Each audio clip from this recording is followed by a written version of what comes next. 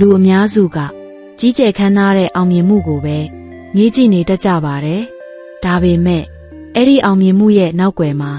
သေးငယ်လုံးလို့လူမမြင်ရတဲ့ခြေလမ်းလေးတစ်လမ်းရှိတယ်ဆိုတာကိုတော့မေ့နေတတ်ကြပါတယ်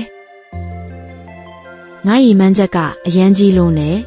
ငါဘယ်တော့မှဖြစ်လာမှာမဟုတ်ဘူးလို့ခံစားနေရပါသလား။ဒါဟာသင်တယောက်တည်းမဟုတ်ပါဘူး။ကျွန်ုပ်တို့ဟာပန်းတိုင်ကိုပဲအာယုံစိုက်လုံးလို့ဒီနေ့လုပ်ရမယ့်အလုပ်ကိုမျက်ကွယ်ပြုထားမိတာပါ။စာအုပ်တစ်အုပ်လုံးဖတ်ပြီးဖို့မစင်စားပါနဲ့။ဒီနေ့စာတစ်မျက်နှာပဲဖတ်ပါ